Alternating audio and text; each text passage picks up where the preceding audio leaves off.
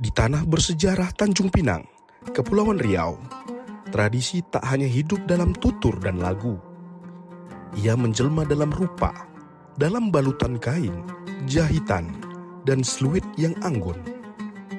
Inilah baju gunting pahang. Lebih dari sekedar busana, ia adalah warisan. Ia adalah identitas.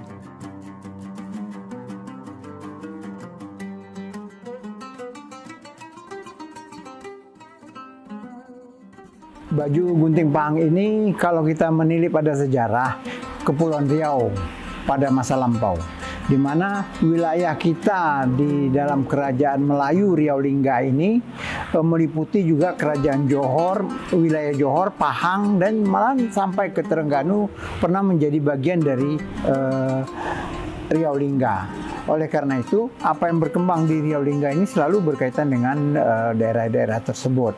Nah, salah satunya adalah baju gunting pahang. Baju gunting pahang ini memiliki ciri khas yang sangat menarik sebetulnya, karena dia sudah lebih modern daripada baju-baju sebelumnya. Kalau baju gunting pahang sekarang ini, dia sudah mengenal butang, mengenal kancing baju. Nah, jadi sudah mengenal kancing baju, kemudian dia sudah berkerah. Jadi lebih modern daripada baju yang masa lalu, seperti baju kurung ataupun baju kebaya.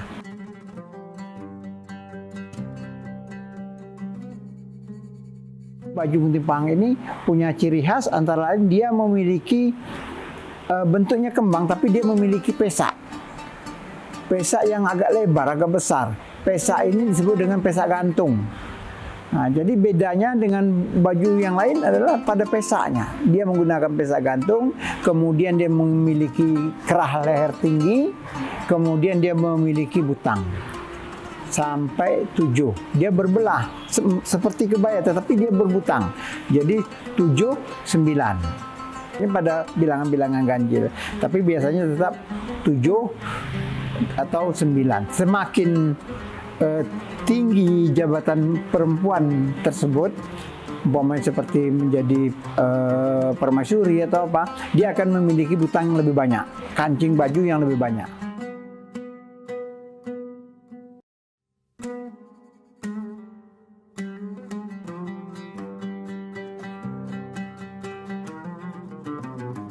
Kalau baju kurung itu dia lehernya leher teluk belanga, ya, leher teluk belanga, kemudian menggunakan kancing satu.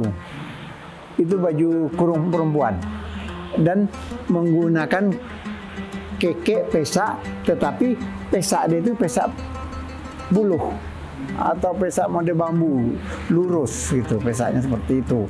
Nah, kemudian kancingnya satu. Kalau baju gunting pahang kancingnya berbelah di sini semua, kancingnya tuh sampai 7. Nah, jadi bedanya di situ. Dan bentuknya sudah modest, agak kembang. Nah, tetapi tetap ciri Melayu, dia tidak pernah menampakkan lekuk tubuhnya.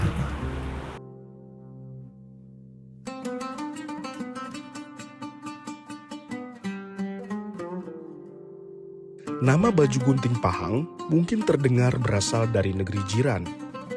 Namun, sejarahnya tertanam kuat dalam relung budaya Melayu Riau Lingga. Pada masa lalu, wilayah Riau Lingga meliputi Johor, Pahang, hingga Trengganu. Hubungan erat antar wilayah ini membentuk pertukaran budaya yang hidup, salah satunya dalam bentuk busana.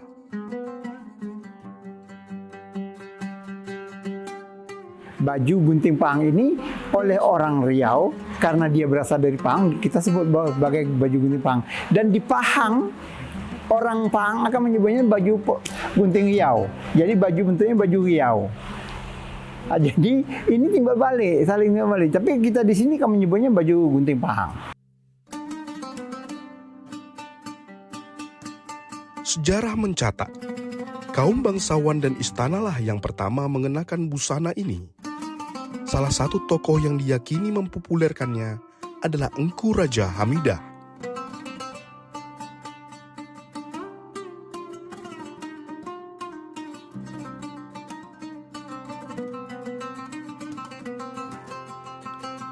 Apa yang membedakan baju gunting Pahang dari baju Melayu lainnya?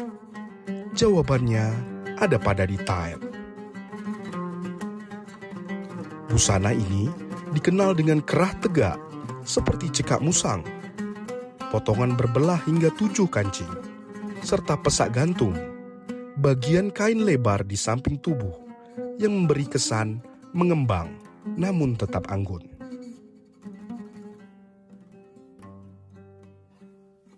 Jadi baju gunting Pahang ini punya ciri khas ya. Jadi yang menunjukkan bahwa ini adalah baju gunting Pahang adalah baju yang berkerah, baju kebaya yang berkerah dan memiliki kancing. Nah itu dia. Dan pesaknya bukan pesak bulu lagi, tetapi dia menggunakan pesak gantung. Baju gunting Pahang bukan hanya soal bentuk, tapi makna. Ia mencerminkan kesantunan dan kehormatan perempuan Melayu. Busana ini menutup tubuh dengan anggun, tanpa menampakkan lekuk. Ia adalah simbol marwah, lambang perempuan baik-baik.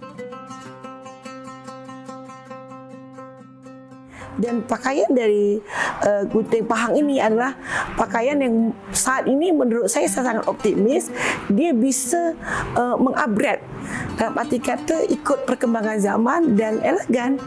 Nah begitu. Jadi tidak kesan pakaian ini pakaian jadul, pakaian yang tidak mengupdate, dan ini juga bisa digunakan oleh jenjang usia, semua jenjang usia, baik itu remaja, baik itu para ibu-ibu, itu bisa kita gunakan.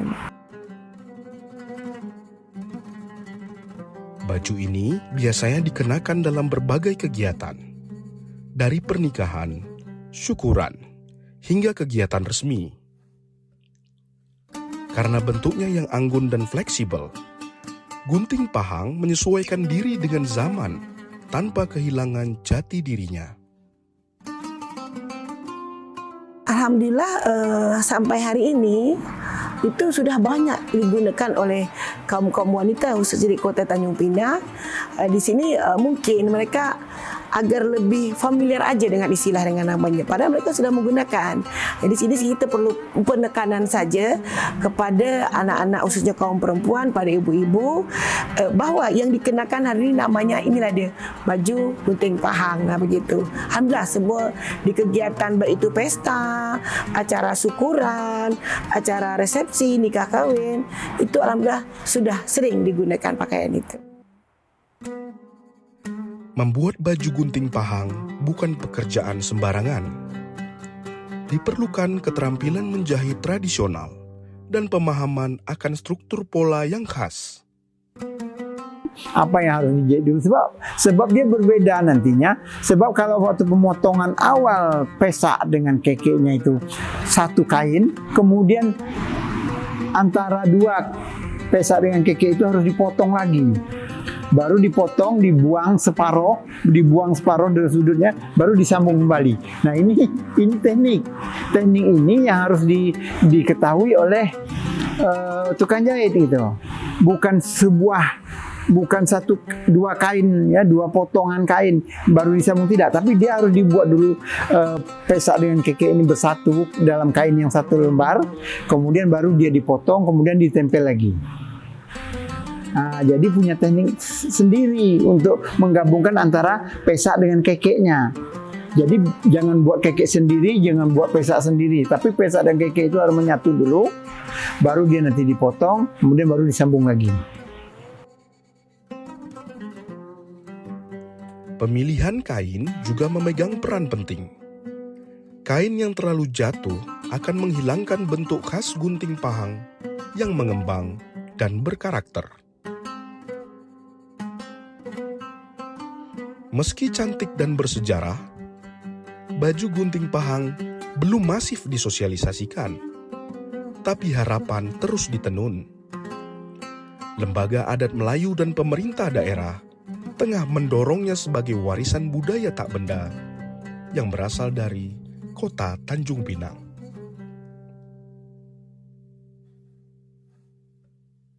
Tentunya kalau untuk mensosialisasikan kita tidak bisa sendiri. Kita harus bersinergi dengan semua, kita lintas instansi lah. Ini merupakan satu, khususnya karena saya bergerak di bidang lembaga adat Melayu, tentu kami akan melakukan kegiatan. Mungkin kita akan ke jenjang perguruan tinggi, karena sebagai remaja-remaja putri, kemudian kita akan bersembang dengan perkumpulan ibu-ibu di majlis taklim, kita akan dengan sounding dengan dinas pendidikan, karena ini adalah merupakan satu peluang kita dalam berupaya untuk memperkenalkan kita ada pakaian yang harus dalam arti kata kita publikasikan untuk generasi-generasi pada perempuan-perempuan, khususnya anak-anak muda di zaman sekarang ini, begitu.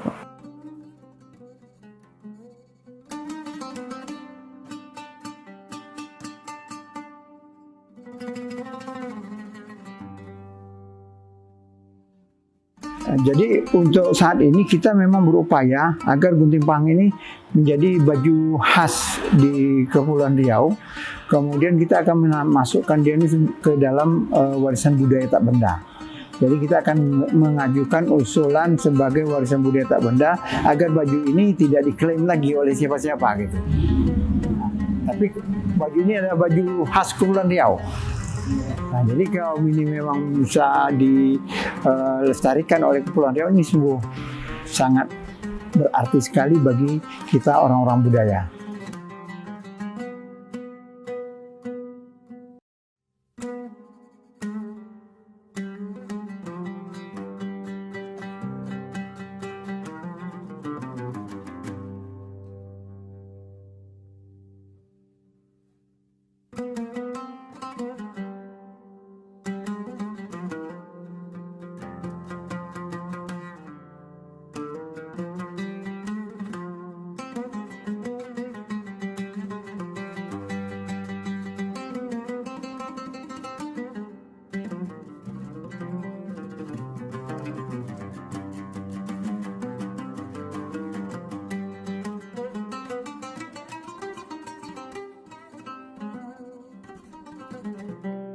Dalam setiap helai kain, dalam setiap jahitan, pesak dan butang, tersimpan kisah peradaban. Baju gunting pahang adalah saksi sejarah, warisan elegan yang hidup dalam semangat perempuan Melayu. Kini, giliran kita menjadikannya kebanggaan, bukan kenangan.